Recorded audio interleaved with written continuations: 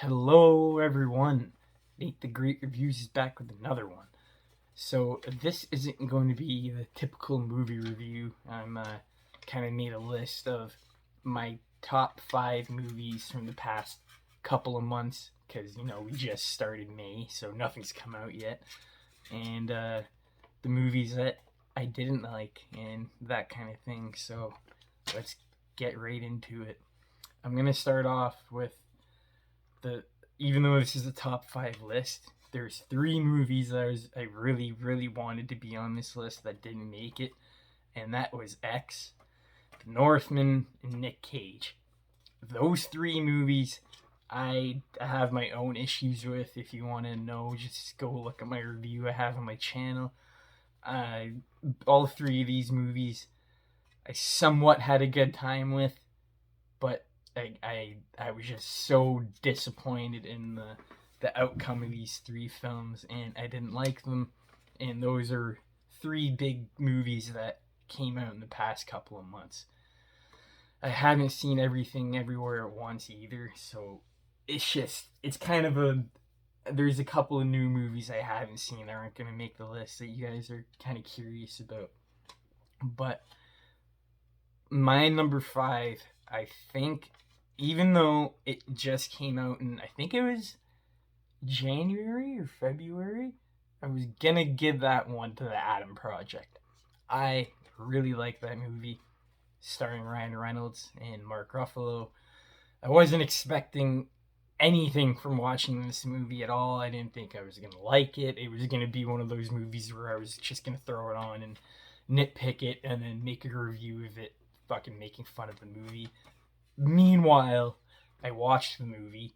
I almost cried because there was just so much emotion in it. And I really think when Ryan Reynolds wants to act and not be a Deadpool dickhead, I do think he's a good actor when he's given the right material. Same as Mark Ruffalo, another actor I do not like. But when I think of emotional movies, The Adam Project is definitely going to take that number 5 spot. So number 4 is definitely going to be Sonic. I had an absolute blast with that movie. I thought it was awesome how they finally got to bring Knuckles in. You got to get Tails in. The first Sonic movie, yeah, it was good and all, but we didn't have any actual characters for Sonic to interact with other than the humans, which gets boring. So finally seeing Knuckles and Tails and Dr. Robotnik and everyone come together and go against each other, it is like a kid's dream come true. And I absolutely adored every minute of this movie, other than the whole wedding subplot that could have gone down the drain. But the minute when you see Supersonic, it was just so well done. And how he hits Jim Carrey at the end, it's kind of like the games, like you only hit the boss 3 times. That's kind of what I interpreted it as. And they didn't overdo it, and is a perfect way to make a sequel. Expand upon the original, make the characters more interesting than they were before, and bring in new characters and better action set pieces. This movie has it all. It has it all. I don't have any complaints other than that stupid that wedding scene. At number 3, I'm gonna switch those around. Sonic's gonna go in number 3 probably, and I'm gonna put Ambulance at number 4. But man, this was an experience, a movie theater experience I don't think I'll ever have again. This isn't going to be ever in my top 10 movies of all time, none of that. But when I'm ranking the movies that I've seen so far this year, I had a lot of fun just shutting my brain off. Sometimes you just want to go to the movies and shut your head off.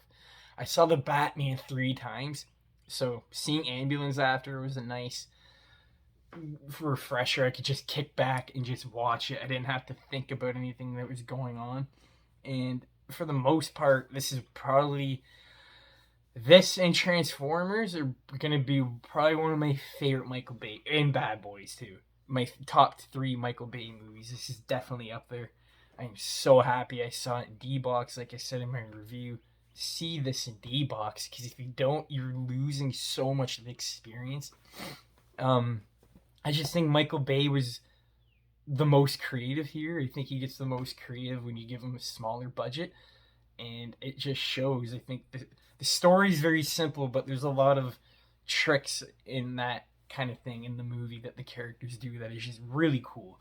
Obviously, yes, the action can get a bit too much at times, but Jake Gyllenhaal steals the show again.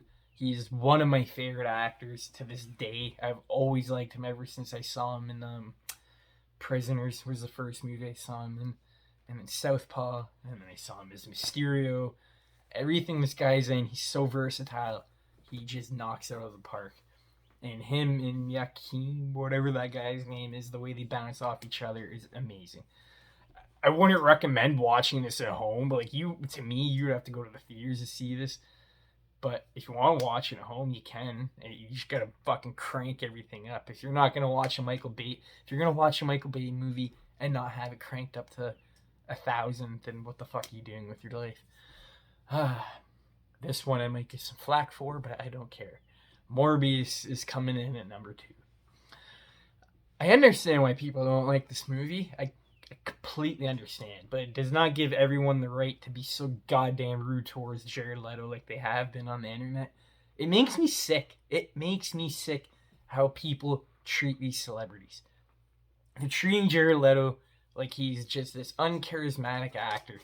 And I think Morbius is probably his best, obviously his best superhero film. I really liked it. I thought they didn't nail the character of Morbius, but at the same time, I don't really care because I'm not a huge fucking Morbius fan. But I'm a sucker for origin stories that have more of a training aspect to it, and a lot of this movie is him just training at the beginning, him finding out his powers. I really enjoy that stuff, and this movie embraced that. Every time it would show one of his wacky powers, it would expand on it. That kind of thing. I liked the villain. I liked the motivations. I liked the story. I liked the soundtrack. I liked the atmosphere. I like all the characters. And I especially like the dynamic between him and his brother is fucking awesome. I do not know why people gotta be so hard on this movie. Oh, Morbius is the best movie of all time. And everyone's just saying that, obviously, because it's the cool thing. Because Jared Leto's in it, so we gotta make fun of it. I 100% actually liked this movie. It's not for clickbait, nothing. I really liked it. I can't wait for it to come out on DVD so I can just watch it again.